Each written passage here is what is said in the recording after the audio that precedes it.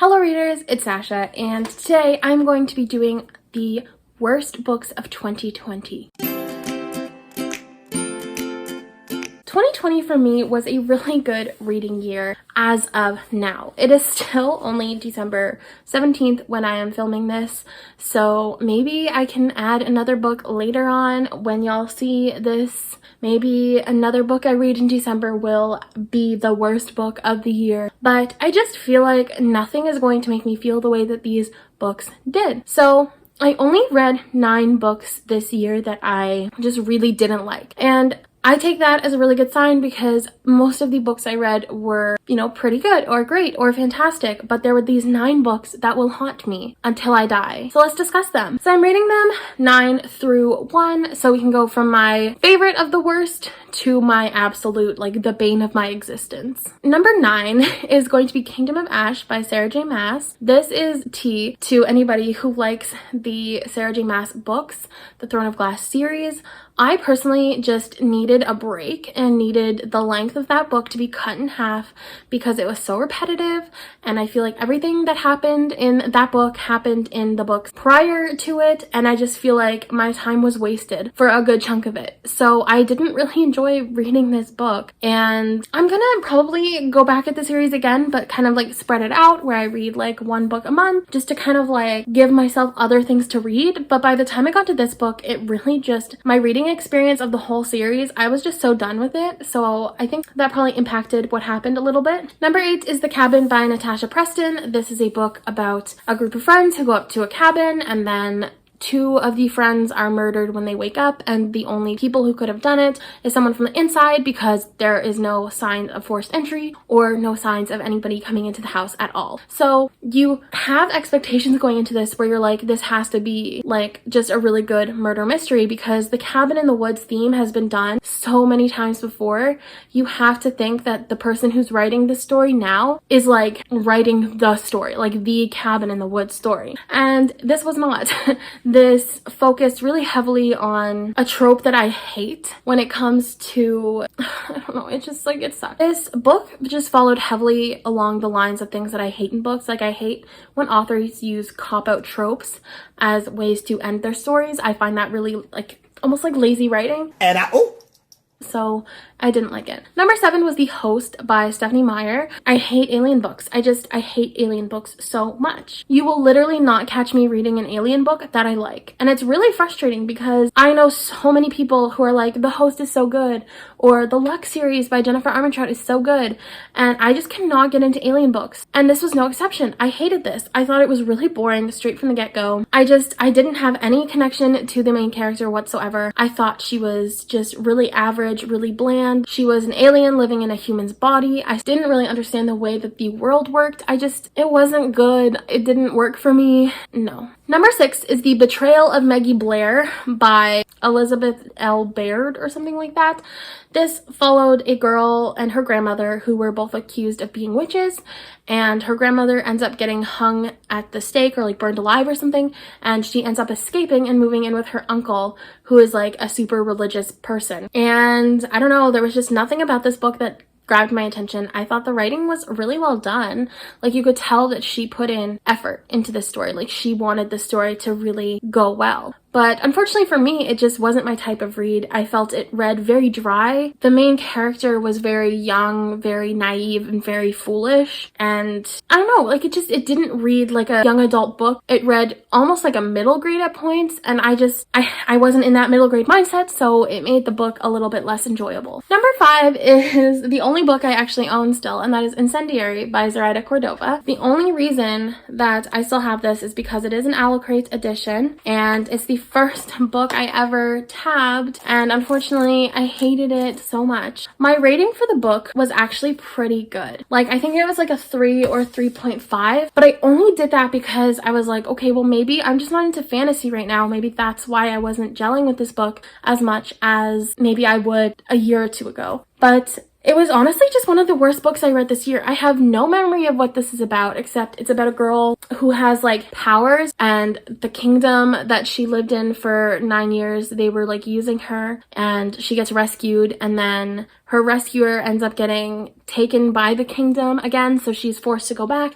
to this place where she was essentially forced to do really awful things on people with her magic and all this stuff. Like, the premise sounds good, but I just felt like the execution was so bad. Like, the characters, all of them sucked. Like, there was not a single likable character. When the guy got kidnapped, I was like, bye-bye. And I don't know, I hated it. I hated it so much. And like, it was not my cup of tea. I just found the characters were so dry. The world had been done before a million times. And I don't know why people are simping so hard over this book, because it's just not that good. Number 4 is Nothing Happened by Molly Horton Booth. This is a Much Ado About Nothing retelling at a summer camp. That's really all I need to say, because oh my god, this book was the bane of my existence. I don't even know where to begin with how much this book tortured me. All of the characters who were supposed to be like between 15 and 18 read like 12-year-olds. They were obnoxious.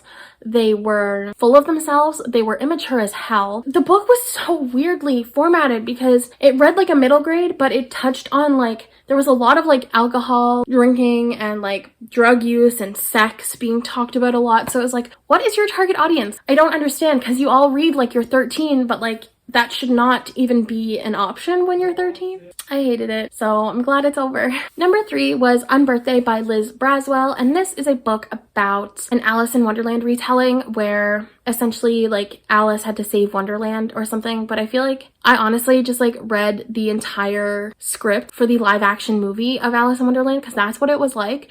I hated this book. It was ridiculous. Alice, who was 18 in this, 18, was the most immature human being I have ever read about. She was awful. And everybody, like, it felt so much like the live action Alice in Wonderland, where I was just like, all right, whatever, I'm done with this book.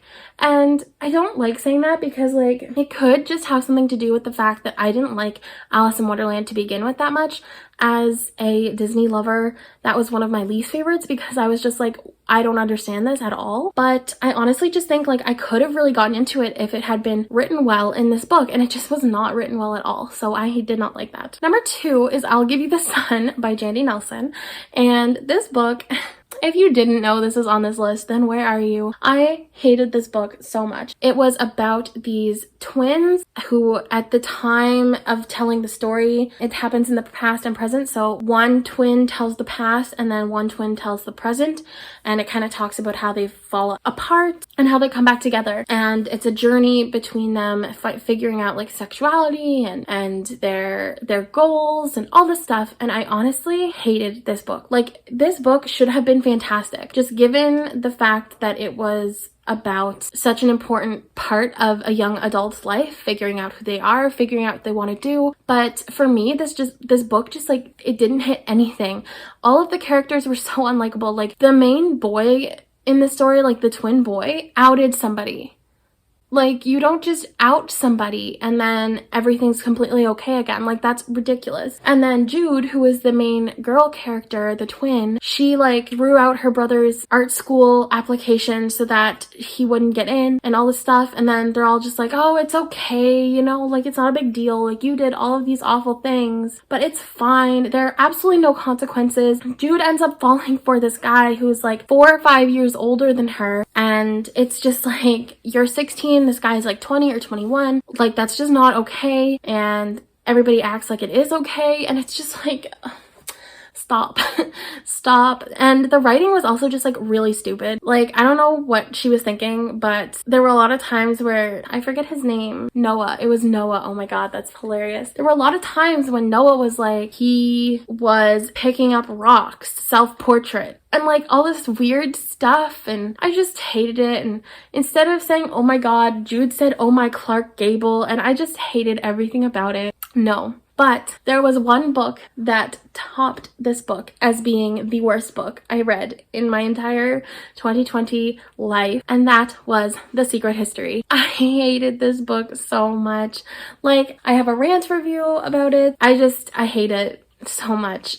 I read it for the Winers Book Club in September, and I don't think I've been the same since because everything about me changed after I read that book. It was so depressing. Richard, the main character, was so rude and he was so crude and he was just an awful human being. But like at first you kind of feel bad for him because he's just in this crowd, but then you like start to hear that all of this is from his point of view, so you're kind of like, okay, why are you a bad person? Why didn't you say anything when your friends killed somebody? Why are you like this? And then it follows all of them becoming alcoholics and drug addicts and abusers, and it took a turn. I don't know, it was just really dark and really depressing, and I hated it so much. Like, I didn't think it brought anything good to the table in my life. It was the cranberry sauce at a Christmas dinner. Like, it was just not good. I wanted nothing more to do with it. Like, oh my god, it was so bad. I was so excited when it was over. Oh, I was so happy when it was over because I didn't want to read it anymore. I thought the writing was pretentious. The plot? What plot? Where was she at? I don't know. And the characters, like I said, they were all unlikable. Like, there was one pair of characters, these twins, that I was rooting for because I was like, oh, hey, they're fine. And then we find out that they're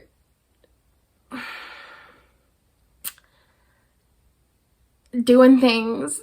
I just hated it.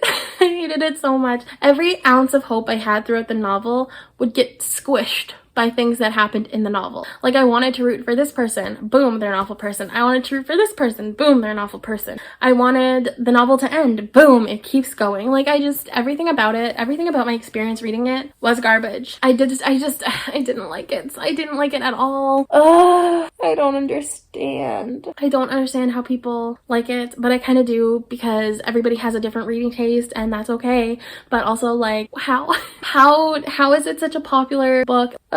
I'm tired. I'm so tired of The Secret History. I'm leaving The Secret History in 2020, and it is not coming with me in 2021. If anybody hears me talk about that book in 2021, don't let me. Like, literally tell me to stop, because I cannot let this book continue haunting my dreams. And it's the same with I'll Give You the Sun. So if the angle at all is different, my camera died, or not died, but like I had no storage left, so I had to figure that out. But what I was saying was, if you hear me talking about any of the books, either of them, throw something at me. Like, don't let me talk about them, because we try to leave the past in the past. We don't try to bring our negative energies into the following year. So don't let me. That's all I'm gonna say. That's it. Anyways, thank you for tuning into this video. Please don't forget to like, comment, and subscribe for more content. I do post twice a week. And until next time, bye readers!